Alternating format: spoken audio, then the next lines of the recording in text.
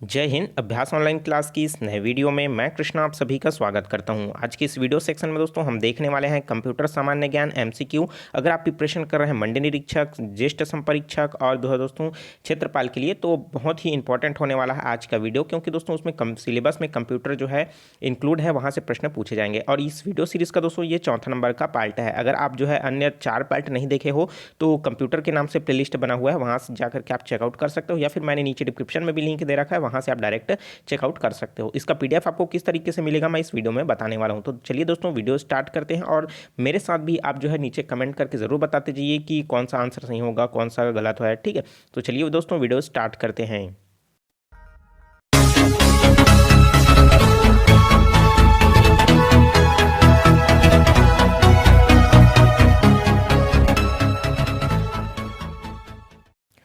तो दोस्तों पिछले जो 4 वीडियो है हमने उसमें 80 क्वेश्चन कवर कर लिया है। इस वीडियो में हम फिर से 20 क्वेश्चन को कवर करेंगे। चलिए तो देखते हैं दोस्तों। पहला प्रश्न, खालिस्तान एक ऐसा सॉफ्टवेयर है जिसके द्वारा वीडियो और ऑडियो सीडी को चलाया जाता है। तो ऐसा कौन सा सॉफ्टवेयर है जिसमें हम सीडी को चलाते हैं, उसका जो वीडियो उसमें डेटा भरा रहता है उसको, और ऑडियो जो डेटा उसमें भरा रहता है हम उसको क्या करते हैं, प्ले कर पाते हैं। तो वो जो है कौन सा सॉफ्टवेयर है, तो वो है एमपीईजी प्लेयर, और उसी तरीके से प्लॉटर, मेन्यू बार, या फिर विनजिप, या इनमें से कोई नहीं। तो इसके लिए राइट आंसर जो हो जाएगा दोस्तों वो हो जाएगा एमपीईजी प्लेयर है, जहां से हम ऑडियो और वीडियो को दोनों को चला सकते हैं, जो क्या है सीडी में स्टोर है डेटा। ठीक है, तो option number A is a correct answer. देखते हैं नेक्स्ट क्वेश्चन। फ्रंट पेज में बनाने वाले डॉक्यूमेंट की HTML कोडिंग को देखने के लिए निम्नलिखित का प्रयोग करते हैं। तो दोस्तों जो हम फ्रंट पेज बनाते हैं है ना, उसमें डॉक्यूमेंट फॉर्मेट में HTML में कोडिंग करते हैं, उसको देखना है हमको, तो किसका प्रयोग हम करेंगे। तो रिवेल टैग का, इम्पिटी टैग का, या फिर कंटेनर टैग का, या फिर ब्रेक टैग का, या फिर इनमें से कोई नहीं। तो इसके लिए राइट आंसर जो हो जाएगा दोस्तों रिवेल टैग का हम इसमें क्या करेंगे, प्रयोग करेंगे। प्रीव्यू करके हम वहाँ पास देख सकेंगे। तो option number A is a correct answer. चलिए देखते हैं नेक्स्ट क्वेश्चन। कंप्यूटर में बस से अभिप्राय है। तो दोस्तों BUS, इसका अभिप्राय क्या होता है। डाटा लाइन का ग्रुप, केवल एक लाइन है, या फिर एड्रेस बसें, या फिर डाटा बस, या फिर इनमें से कोई नहीं। तो इसके लिए राइट आंसर जो हो जाएगा दोस्तों डाटा बस जो होता है वो क्या कहलाता है, कंप्यूटर का बस कहलाता है। ठीक है, अब होता क्या है इसको मैं बताता हूँ। तो देखिए, जब हम मॉडेम से क्या करते हैं, इंटरनेट के जो रिसीव होता है वहाँ से हम एक जगह से दूसरी जगह बहुत सारे डेटाओं को, केबल को सप्लाई करते हैं। तो एक बॉक्स आता है जहाँ पास एक डेटा केबल को बहुत सारे डेटा केबल में क्या करता है, उसको डिवाइड करता है। जैसे यहाँ पास एक मेन आया, हमको 5 कंप्यूटर में चलाना है, तो ये एक सिस्टम हो गया, ये दूसरा सिस्टम हो गया, ये तीसरा सिस्टम हो गया, ये चौथा सिस्टम हो गया। तो इन्हीं डेटाओं को कन्वर्ट करने के लिए एक पावर अलग से दे करके उनको अलग अलग सप्लाई दिया जाता है। ठीक है, तो उनको 3 पिन के जो द्वारा जो है सप्लाई दिया जाता है, तो उसी को ही क्या कहा जाता है, बस कहा जाता है। ठीक है, तो यहाँ पास जो है डाटा बस इसके लिए करेक्ट आंसर हो जाएगा। Option number 4 is a correct answer. देखते हैं नेक्स्ट क्वेश्चन। निम्नलिखित में से कौन सा कथन डिस्क कॉपी के संबंध में सत्य है। तो जो कथन सत्य है किससे रिलेटेड, डिस्क कॉपी। ठीक है, तो उसमें हमको बताना है कि कॉपी और डिस्क कॉपी एक समान है। डिस्क कॉपी कमांड का प्रयोग डॉस में होता है। डिस्क कॉपी हार्ड डिस्क का प्रयोग किया जा सकता है, या फिर डिस्क कॉपी फ्लॉपी और हार्ड डिस्क के साथ प्रयोग किया जाता है, या फिर इनमें से कोई नहीं। तो दोस्तों इसमें जो हमको बताना है डिस्क कॉपी से रिलेटेड, तो इसके लिए राइट आंसर जो हो जाएगा कि कॉपी डिस्क जो कमांड है उसका जो हम प्रयोग करते हैं किस में करते हैं, कि हम डॉस में करते हैं। डॉस ऑपरेटिंग सिस्टम होता है, वो पूरी तरीके से कमांड बेस पर जो है काम करता है। तो ये डिस्क कॉपी जो है इसी में ही काम आता है। Option number 2 is a correct answer. चलिए देखते हैं नेक्स्ट क्वेश्चन। वायरस का विस्तारित रूप होगा। तो भाई वायरस का फुल नेम क्या है, हम वायरस वायरस तो बोल देते हैं है ना, तो लेकिन वायरस का भी क्या है, एक पर्टिकुलर अलग अलग जो है नाम है।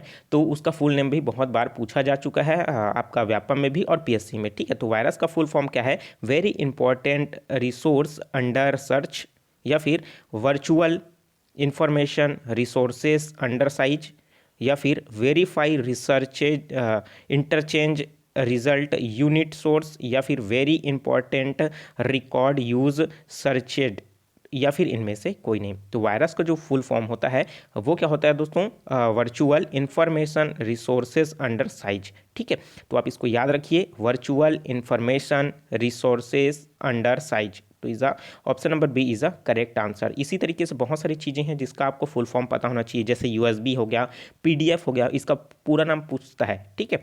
चलिए देखते हैं नेक्स्ट क्वेश्चन। निम्नलिखित में से कौन सा उच्च स्तरीय भाषा कोबोल एवं फोरटॉन का सम्मिश्रण है? तो उच्च स्तरीय भाषा जिसमें कोबोल और फोरटॉन दोनों आते हैं, उसका मिला जुला रूप क्या है? पास्कल है, बेसिक है, या फिर एल्गोल है, या फिर PL है? तो इसके लिए दोस्तों जो राइट आंसर हो जाएगा वो क्या हो जाएगा? PL1। Option number 4 is a correct answer, ठीक है। तो चलिए देखते हैं नेक्स्ट क्वेश्चन। सर्वाधिक प्रोग्रामिंग कठिन है, तो ऐसा कौन सा प्रोग्राम है जो सबसे ज़्यादा कठिन है? मशीनी में, असेंबली में, उच्च स्तरीय भाषा में, या फिर ये सभी, या फिर इनमें से कोई नहीं? तो दोस्तों इसके लिए राइट आंसर जो हो जाएगा, जो मशीनी भाषाएं हैं ना, वो सबसे ज़्यादा प्रोग्रामिंग क्या है इसका? कठिन है। असेंबलिंग में और उच्च स्तरीय भाषा तो कंपेरिजन टू मशीन भाषा से सरल है, ठीक है। तो उच्च स्तरीय भाषा जो है सरल है, लेकिन सभी तो बोल नहीं सकेंगे ना, क्योंकि तो इसमें मशीनी भाषा क्या है? सर्वाधिक कठिन है। तो option number A is a correct answer हो जाएगा।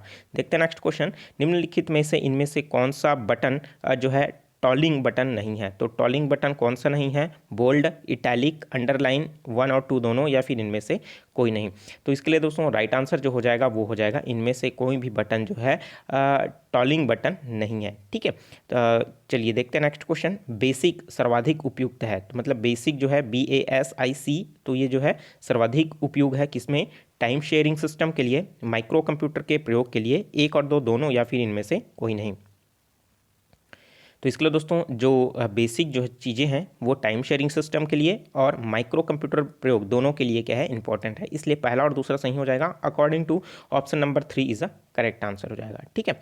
चलिए देखते हैं नेक्स्ट क्वेश्चन। खालिस्तान कंप्यूटर को यह कहता है कि जो खालिस्तान है कंप्यूटर को यह कहता है कि अपने कंपोनेंट का कैसे उपयोग किया जाए? तो वो कोई कहता है monitor, printer, network, operating system, या फिर इनमें से कोई नहीं? तो इसके लिए राइट आंसर जो हो जाएगा दोस्तों ऑपरेटिंग सिस्टम। ऑपरेटिंग सिस्टम ही अपनी कंप्यूटर को कहता है कि कंपोनेंट का कैसे उपयोग करना है, ठीक है। तो सिस्टम सॉफ्टवेयर, एप्लीकेशन सॉफ्टवेयर, इन सब के बारे में मैंने पिछली वीडियो में डिटेल तरीके से बता दिया हो दोस्तों, आपको ज़रूर पता होगा, ठीक है। चलिए देखते हैं नेक्स्ट क्वेश्चन। कंप्यूटर सीधे संपर्क करता है, तो कंप्यूटर जो है किससे संपर्क करता है? हार्ड ड्राइव से, डिस्क ड्राइव से, मॉडेम से, या फिर USB पोर्ट से, या फिर इनमें से कोई नहीं? तो कंप्यूटर जो सीधे संपर्क करता है, डायरेक्ट जोड़ता है ना, तो वो किससे जोड़ता है दोस्तों? तो वो हार्ड ड्राइव से जोड़ता है, ठीक है।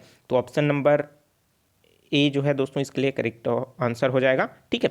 अगर मैं पूछूं USB, तो USB पोर्ट जो है यूनिवर्सल सर्विस बस होता है, इसमें सारी चीज़ें जो है आपस में कनेक्ट होता है। आजकल का पता होगा, एक चीज़ को दूसरी चीज़ से जोड़ने के लिए USB जो है आप आजकल के ज़माने में बहुत ही सरल माध्यम हो चुका है, फट से जुड़ जाता है एक जो डिवाइस है दूसरे डिवाइस से, ठीक है। तो USB का पूरा नाम क्या है? यूनिवर्सल सर्विस बस, क्योंकि उसमें सभी चीज़ें जो है क्या है? इंटरेक्ट हो जाती है, ठीक है। चलिए देखते हैं नेक्स्ट क्वेश्चन। निम्नलिखित में से कौन सा 1 मिलियन बाइट रिप्रेजेंट करता है? तो भाई ये मेमोरी से संबंधित है, तो 1 मिलियन बाइट जो रिप्रेजेंट करता है वो कौन करता है? गीगाबाइट, किलोबाइट, टेराबाइट, मेगाबाइट, या फिर इनमें से कोई नहीं?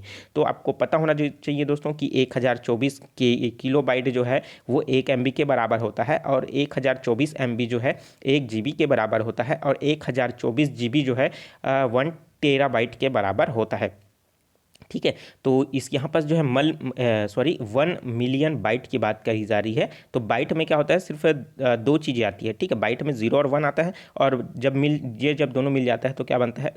वो बीट है, जो बीट कितना होता है? 8 होता है, और मिलता कितना है? बाइट बनाता है, ठीक है। तो यहाँ पर देखिए 1 मिलियन बाइट जो है वो कितने के बराबर हो जाएगा दोस्तों? वो हो जाएगा मेगा बाइट के बराबर हो जाएगा, MB, ठीक है। तो 1 मिलियन जो बाइट मिलेगा तब क्या बनेगा दोस्तों? मेगा बाइट बनेगा, ठीक है।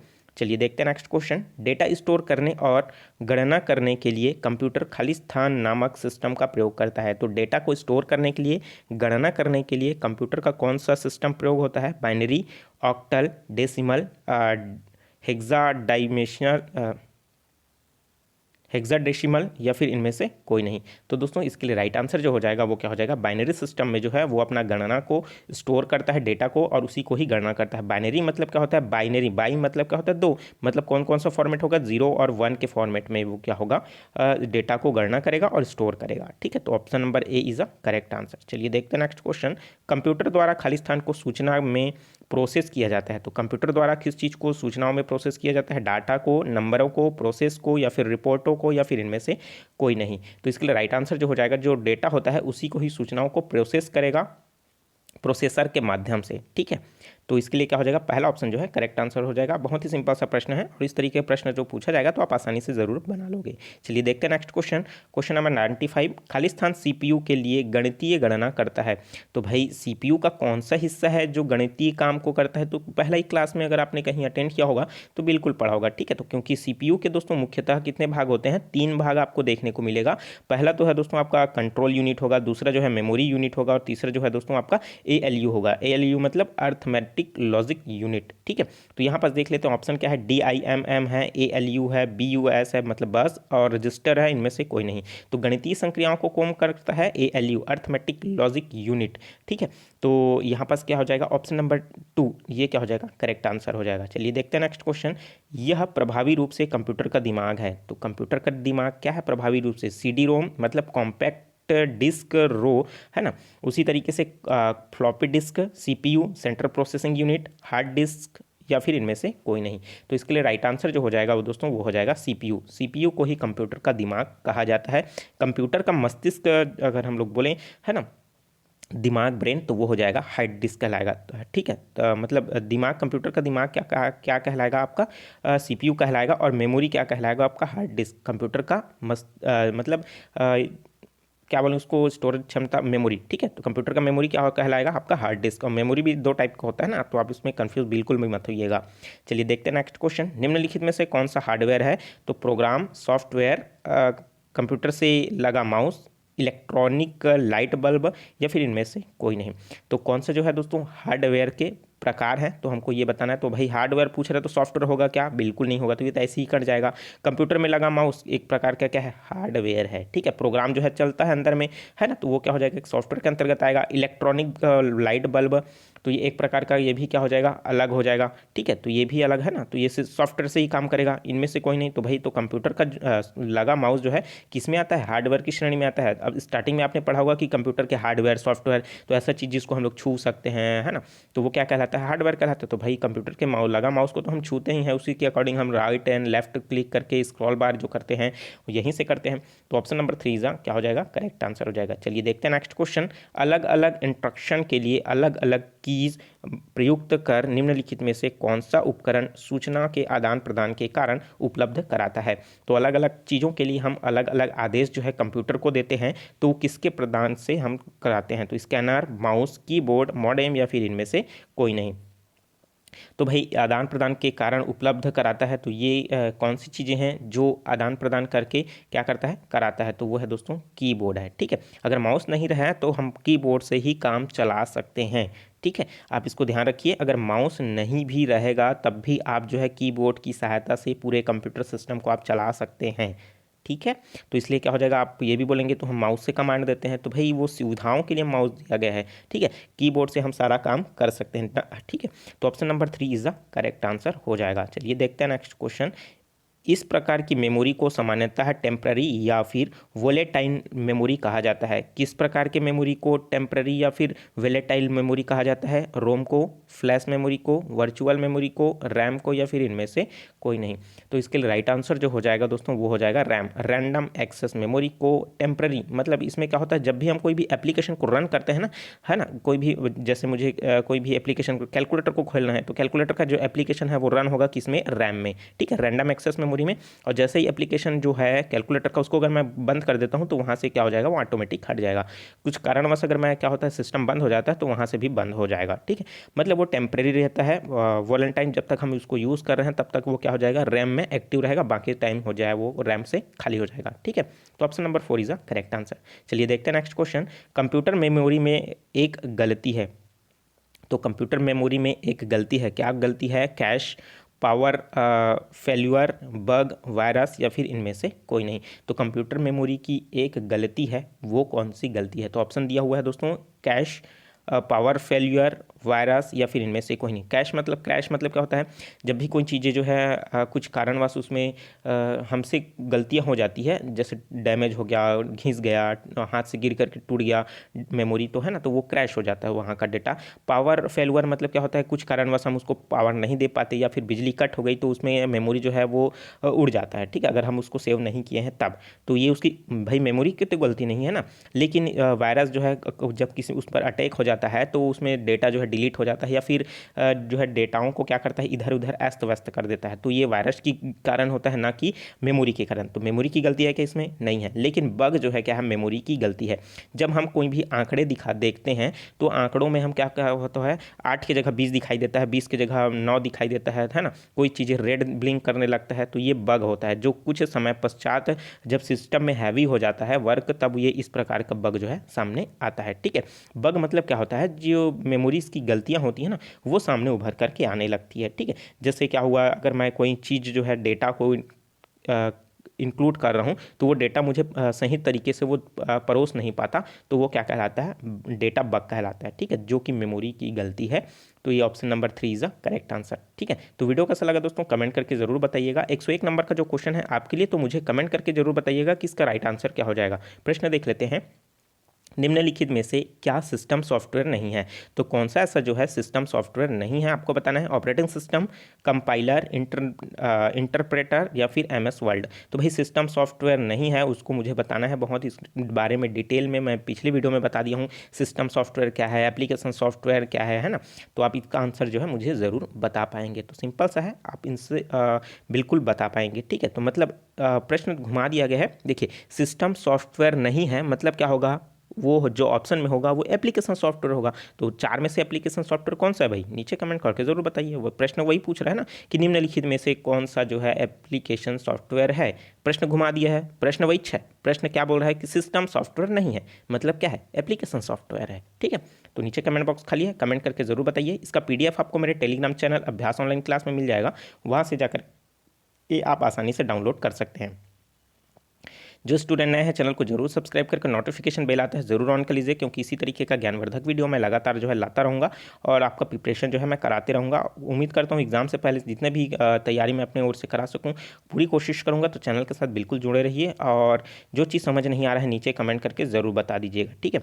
और दोस्तों वीडियो अच्छा लगता है तो वीडियो को जरूर लाइक कर दीजिए, क्योंकि आप लाइक नहीं करते, आपकी लाइक से ही हमें मोटिवेशन मिलता है अच्छे वीडियो जो है प्रोवाइड करने के लिए। और मेन बात है, इस वीडियो को ज़्यादा से ज़्यादा शेयर कीजिए व्हाट्सएप ग्रुप में, फेसबुक ग्रुप में, इंस्टाग्राम में, स्टडी मेटल ग्रुप में, क्योंकि आप शेयर रिसेंट बिल्कुल भी नहीं कर रहे हैं। तो कहीं ना कहीं दोस्तों उन कैंडिडेट जो एग्ज़ाम की प्रिपरेशन कर रहे हैं उनको भी ये वीडियोस नहीं मिल पा रहा है, तो उनके पास ज़रूर शेयर कीजिए। तो चलिए मिलते हैं नए वीडियो में नए जानकारी के साथ। तो मुझे दीजिए इजाज़त, take care, all the best, Jai Hind.